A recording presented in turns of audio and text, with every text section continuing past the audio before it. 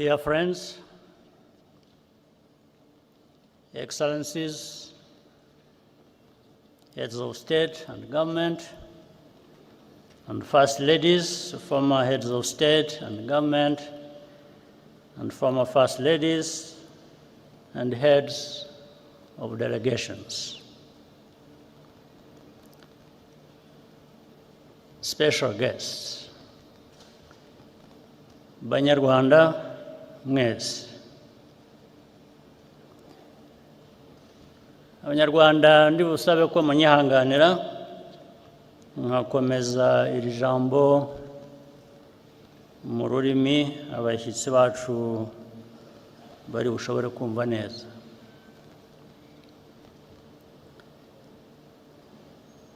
Today, our hearts are filled with grief and gratitude in equal measure.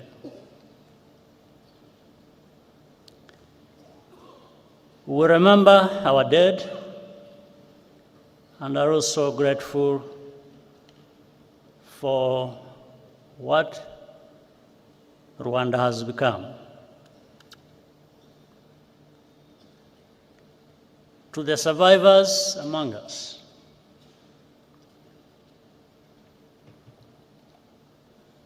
we are in your debt.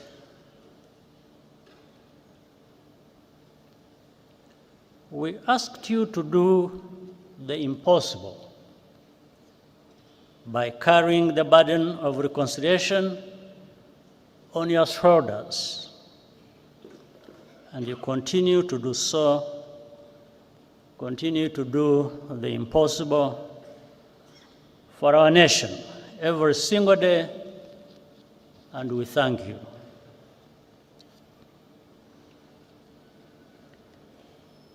As the years pass, the descendants of survivors increasingly struggle with the quiet loneliness of longing for relatives they never met or never even got the chance to be born.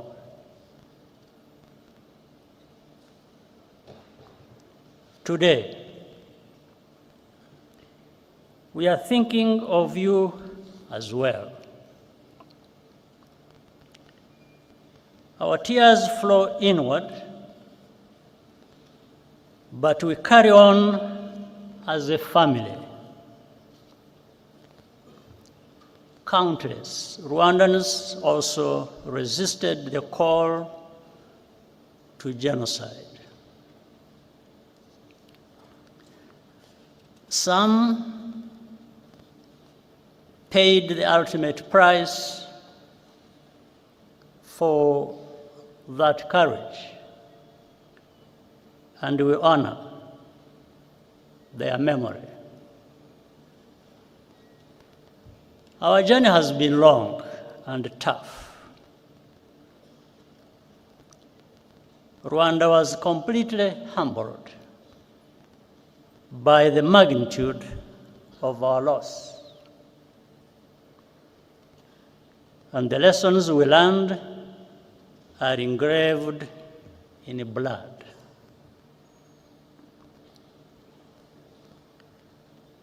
But the tremendous progress of our country is plain to see, and it is a result of the choices we made together to resurrect our nation. The foundation of everything is unity. That was the first choice, to believe in the idea of a reunited Rwanda and live accordingly. The second choice was to reverse the arrow of accountability, which used to point outwards beyond our borders. Now, we are accountable to each other, above all. Most importantly, we chose to think beyond the horizon of tragedy and become a people with a future. Today, we also feel a particular gratitude to all the friends and representatives here with us from around the world. We are deeply honored by your presence alongside us on this very heavy day.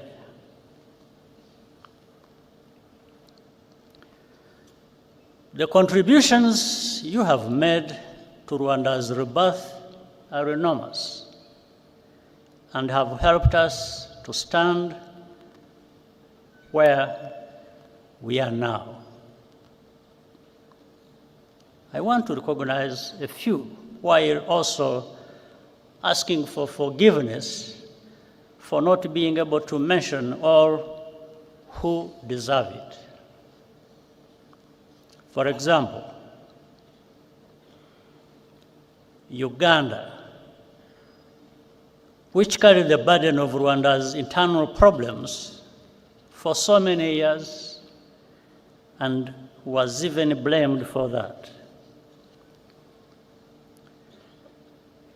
The leadership and the people of Ethiopia and Eritrea helped us in starting to rebuild at that time. In fact, Prime Minister Abiy Ahmed, who is here, even served as a young peacekeeper in the immediate aftermath of the genocide. There is Kenya, Burundi, the Democratic Republic of Congo hosted large numbers of Rwandan refugees and gave them a home. Tanzania as well, and also played a unique role at many critical points, including hosting and facilitating the Arusha peace process. And here, I must single out the late President Julius Nyerere, who embodied the spirit which laid that foundation. The Republic of Congo has been a productive partner in rebuilding and more. Many of the countries represented here today also sent their sons and daughters to serve as peacekeepers in Rwanda. Those soldiers did not fail Rwanda. It was the international community which failed all of us, whether from contempt or cowardice. Among those here with us today, I salute the widow and daughter of the late Captain Mbaye Diagne of Senegal who died a hero as he rescued many Rwandans from death. At the United Nations Security Council in 1994, moral clarity came from Nigeria, the Czech Republic, and even as far away as New Zealand. Their ambassadors had the courage to call the genocide by its rightful name and resist political pressure from more powerful countries to hide the truth. Ambassador Ibrahim Gambari of Nigeria and Czech Ambassador Karol Kovenda are here with us today, and we applaud you.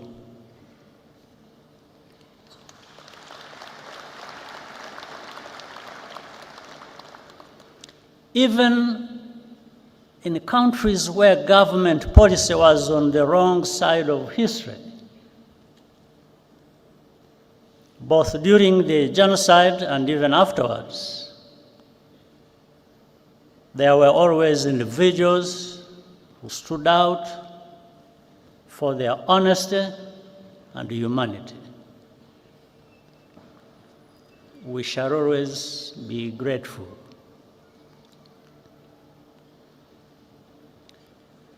We also appreciate the tangible support we have received from partners beyond our continent over the past 30 years. In Europe, the United States, Asia, and many international organizations and philanthropies. A notable example of solidarity came to us from South Africa. One among many. Indeed, the entire arc of our continent's hopes and agonies could be seen in those few months of 1994. As South Africa ended apartheid and elected Nelson Mandela president, in Rwanda, the last genocide of the 20th century was being carried out. The new South Africa paid for Cuban doctors to help rebuild our shattered health system and opened up its universities to Rwandan students, paying only local fees. Among the hundreds of students who benefited from South Africa's generosity, some were orphaned survivors, others were the children of perpetrators, and many were neither. Most have gone on to become leaders in our country in different fields. Today,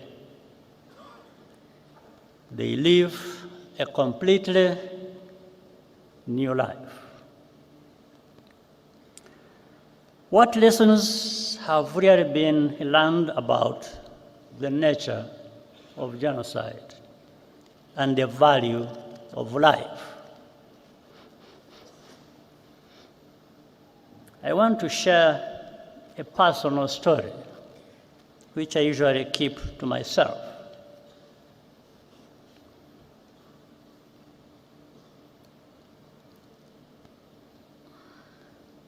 My cousin, in fact, a sister, Florence,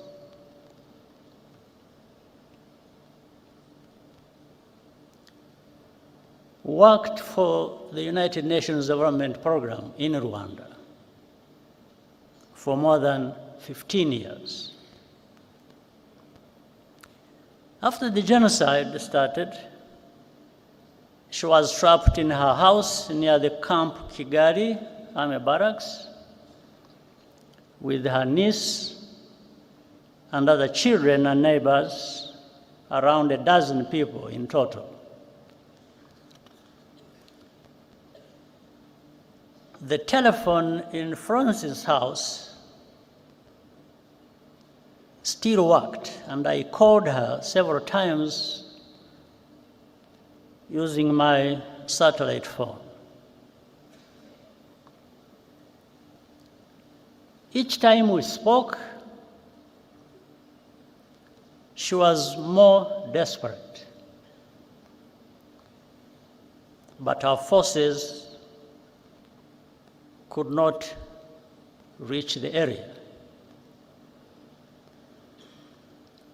When the commander of the UN peacekeeping mission, General Dallaire, visited me where I was in Mulindi, I asked him to rescue Florence. He said he would try.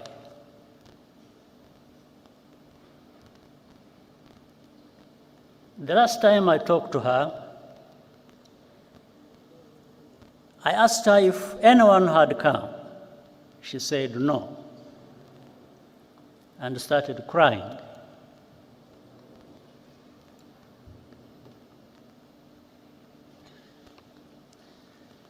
Then she said, "Paul, you should stop trying to save us. We don't want to live anymore anyway."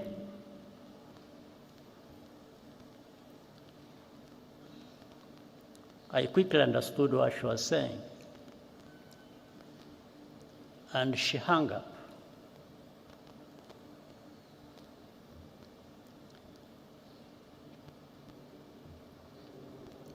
At that time, I had a very strong heart, but it weakened a bit because I understood what she was trying to tell me.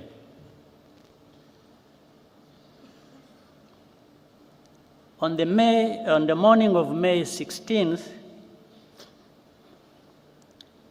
following a month of torture,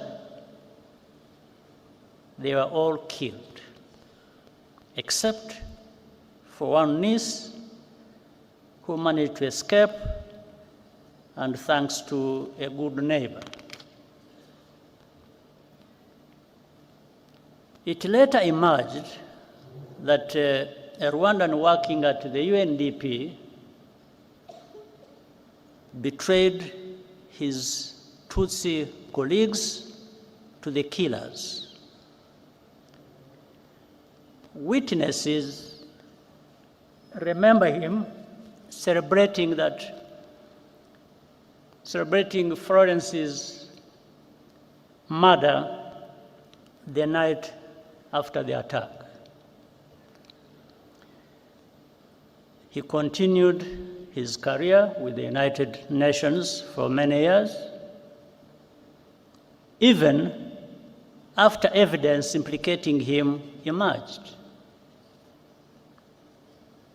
He's still a free man, now living in France.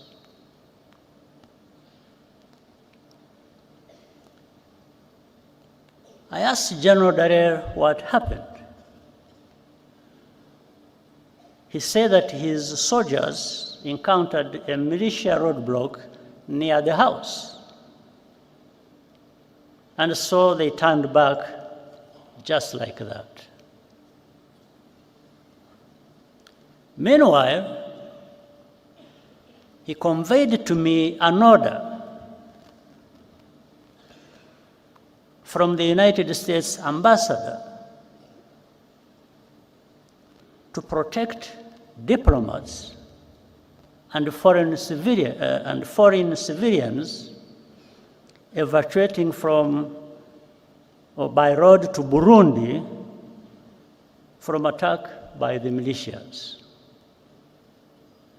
These two things happened at the same time. I do not need to be instructed to do something that goes without saying. That's what I was going to do.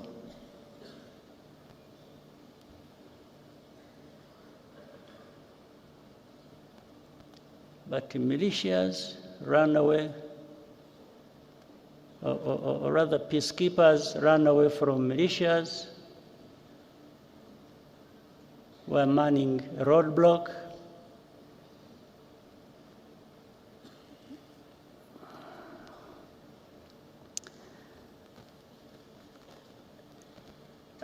I do not blame General Dallaire. He's a good man who did the best that could be done in the worst conditions imaginable, and who has consistently borne witness to the truth despite the personal cost.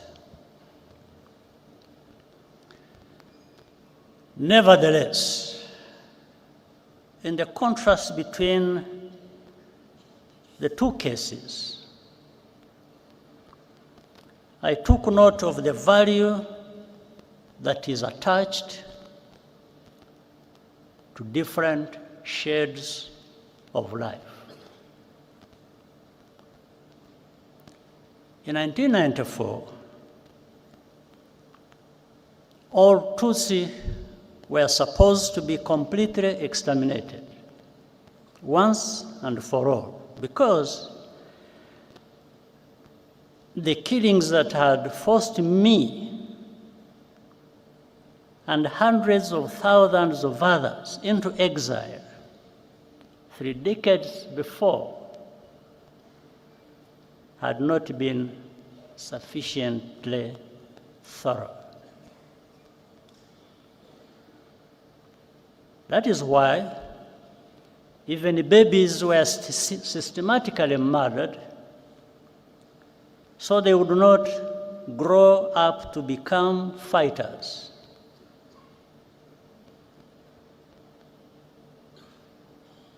Rwandans will never understand why any country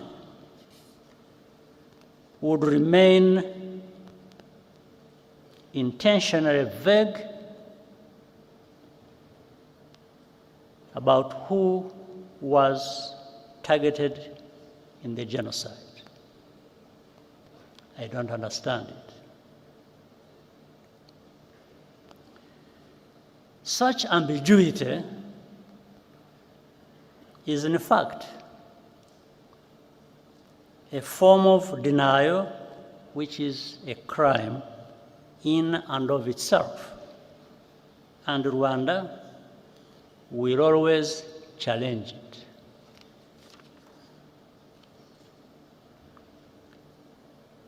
When the genocidal forces fled to Zaire, now the Democratic Republic of Congo, in July 1994, with the support of the external backers, they vowed to reorganize and return to complete the genocide. They conducted hundreds of cross-border terrorist attacks inside Rwanda over the next 5 years, targeting not only survivors, but also other Rwandans who had refused to go into exile, claiming thousands more lives. The remnants of those forces are still in eastern Congo today, where they enjoy state support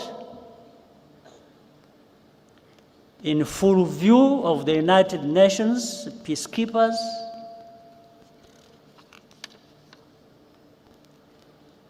their objectives have not changed. And the only reason this group, today known as FDLR, has not been disbanded is because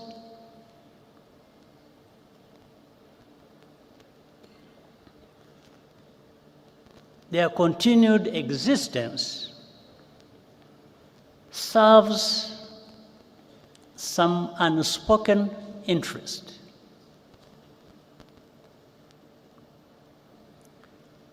As a result, hundreds of thousands of Congolese Tutsi refugees live here in our country, in Rwanda, and beyond, completely forgotten, and no program of action for their safe return. Have we really learned any lessons?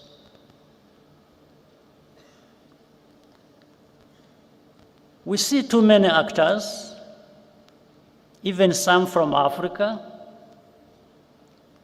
getting directly involved as tribal politics is given renewed prominence and ethnic cleansing is prepared and practiced.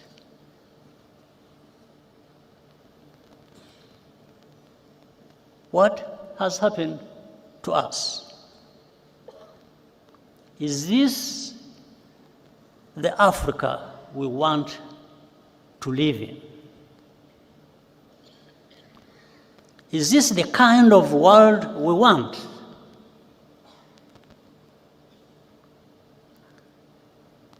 Rwanda's tragedy is a warning. The process of division and extremism, which leads to genocide, can happen anywhere if left unchecked. Throughout history, survivors of mass atrocities are always expected to be quiet, to censor themselves, or else be erased and even blamed for their own misfortune. Their testimony is living evidence of complicity, and it unsettles the fictions which comfort the enablers and the bystanders. The more Rwanda takes full responsibility for its own safety and dignity, the more intensely the established truth about the genocide is questioned and revised. Over time, in the media controlled by the powerful in the world, in this world, victims are rebranded as villains. And even this very moment of commemoration is derided as a mere political tactic. It is not. It never has been. Our reaction to such a hypocrisy is pure disgust.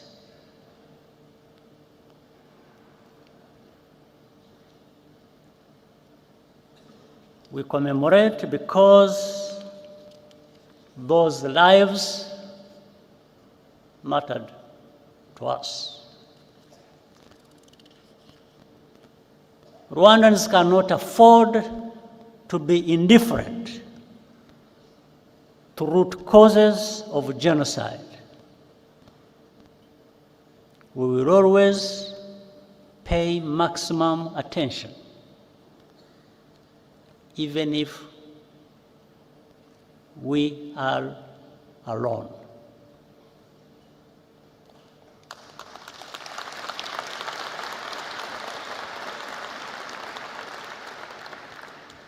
But what we are seeking is solidarity and partnership to recognize and confront these threats together as a global community.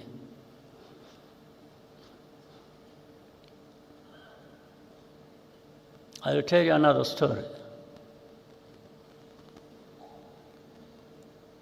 One night, in the later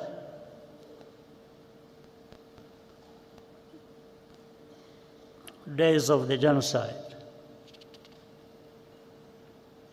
I received a surprise visit past midnight from General Dallaire.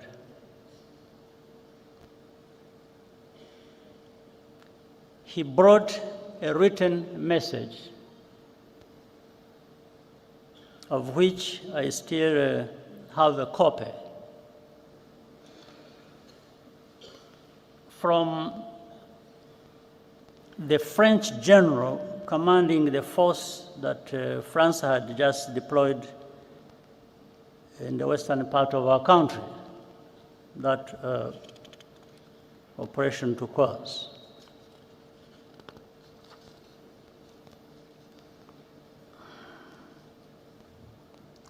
The message said that we would pay a heavy price, meaning those of us, the RPF, if our forces dared to try to capture the town of Butare, that is in southern part of our country. So, and General Dallaire gave me additional advice. He said, in fact, he warned me. He said that the French had attacked helicopters and all kinds of arms.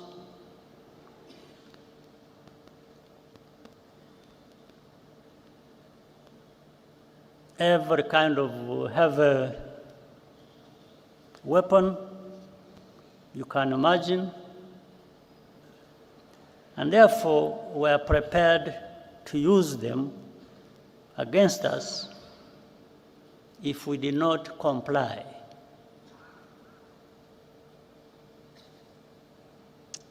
I asked Dallaire, I asked him whether French soldiers bleed the same way ours do. I asked him whether we have blood in our bodies. Then I thanked him and told him that he should just go and have rest and sleep, and have his sleep. After giving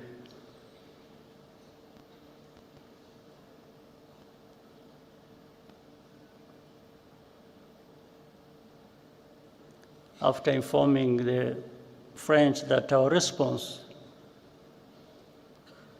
would follow. And it did.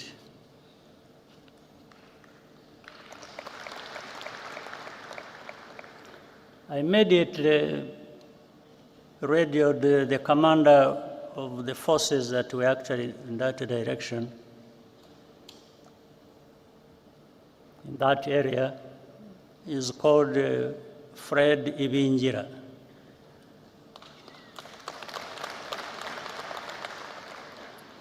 and told him to get ready to move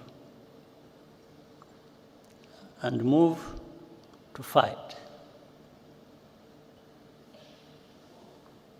We took Butare, which we were being warned not to enter. We took that town at dawn.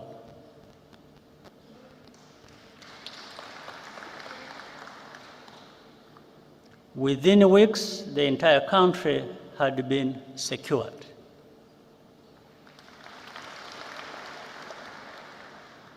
And we began rebuilding. We did not have the kind of arms that were being used to threaten us.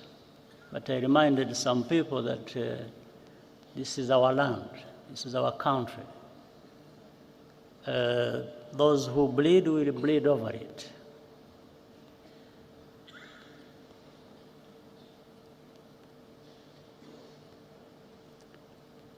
We had lost all fear. Each challenge or indignity just made us stronger. After the genocide, we faced the puzzle of how to prevent it from recurring. There were three broad lessons we learned as a result of our experience. First, only we as Rwandans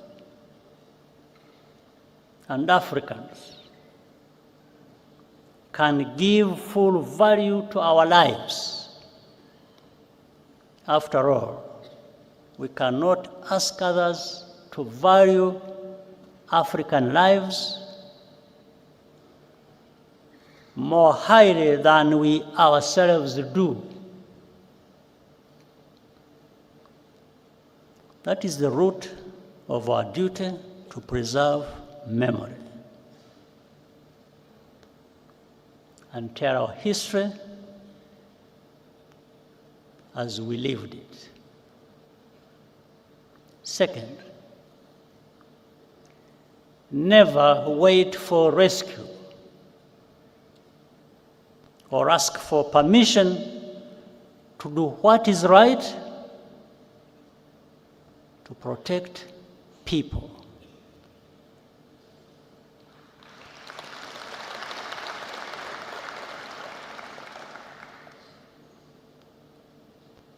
And that's why some people must be joking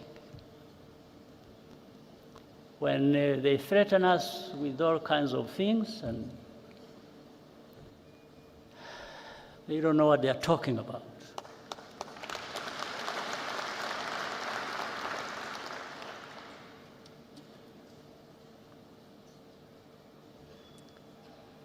But in any case, that's why Rwanda participates proudly in peacekeeping operations today and also extends assistance to African brothers and sisters bilaterally when asked. Third,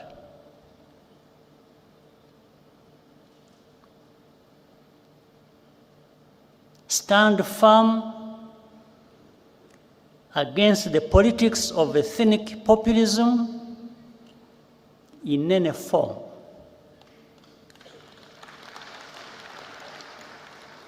Genocide is populism in its purified form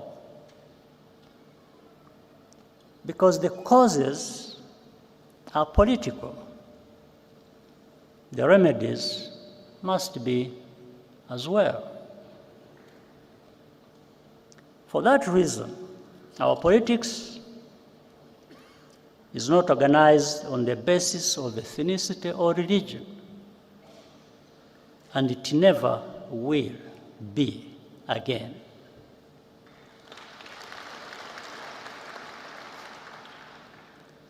The life of my generation has been a recurring cycle of genocidal violence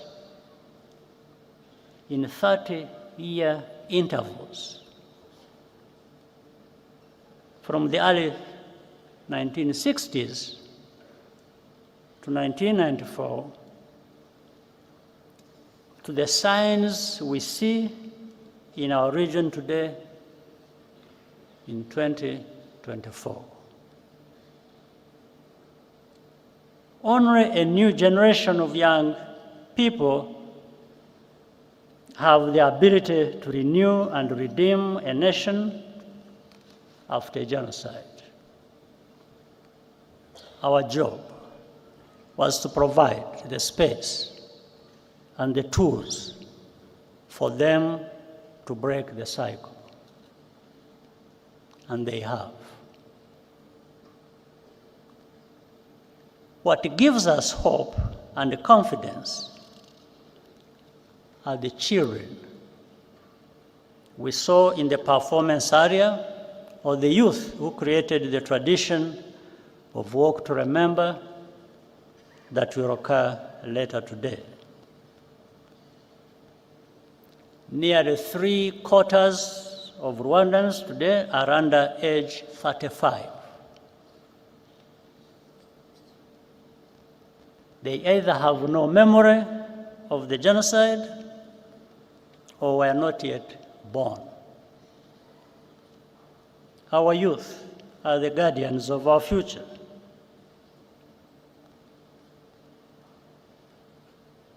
And the foundation of our unity, with a mindset that is totally different from the generation before. Today, it is all Rwandans who have conquered fear. Nothing can be worse than what we have already experienced. This is a nation of 14 million people who are ready to confront any attempt to take us backwards.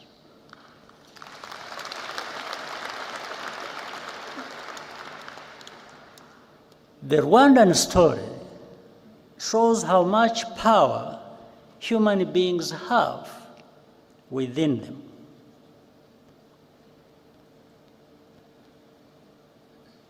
Whatever power you do have, you might as well use it to tell the truth and do what is right. During the genocide, people were sometimes given the option of paying for a less painful death. There is another story I learned about at the time, which always sticks in my mind, about a woman at a roadblock in her final moments. She left us a lesson that even every African should live by.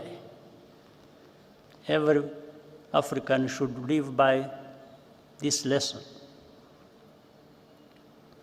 When asked by the killers how she wanted to die, she looked them in the eye and spit in their face.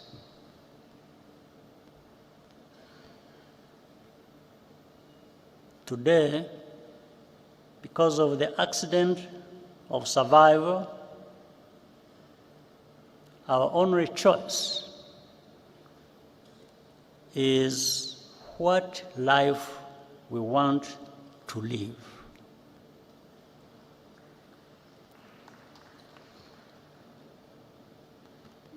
Our people will never, and I mean never, be left for dead again.